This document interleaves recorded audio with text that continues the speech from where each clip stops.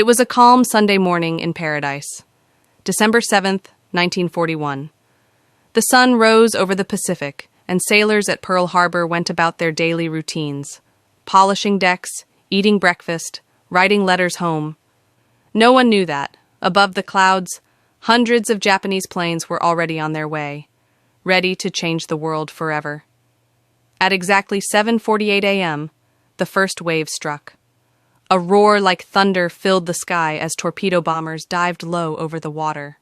Within seconds, chaos exploded. Battleships burned, explosions shook the harbor, and columns of smoke turned day into night. Men jumped into the oily sea to escape the inferno, while others fired desperately at the planes that screamed overhead. The USS Arizona, pride of the Pacific Fleet, was hit by a single armor-piercing bomb. It penetrated her deck and ignited the forward magazine.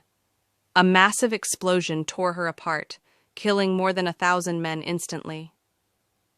To this day, the Arizona lies beneath the water, a silent tomb for those who never made it home. In Tokyo, Japanese commanders celebrated. They believed the attack had crippled America's ability to fight. But they had underestimated what they had just awakened. In Washington, President Franklin D. Roosevelt received the news. He listened in silence, then turned to his aides and said, "This is a day which will live in infamy." Within 24 hours, the United States declared war on Japan, and World War II had entered a new and deadly chapter. Meanwhile, on the ground at Pearl Harbor, survivors worked through the smoke and fire to save their comrades. Nurses turned parking lots into makeshift hospitals. Sailors dove into the burning water to rescue the wounded. Ordinary men performed acts of extraordinary courage. In the following days, families across America received telegrams, the dreaded words, "We regret to inform you." For many, Pearl Harbor wasn't just a place. It was a loss that would echo through generations. But from the ashes of destruction, a powerful resolve emerged.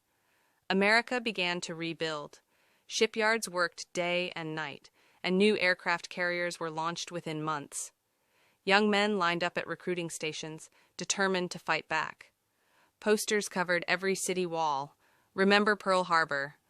It wasn't just a slogan, it was a promise. The Pacific War had begun.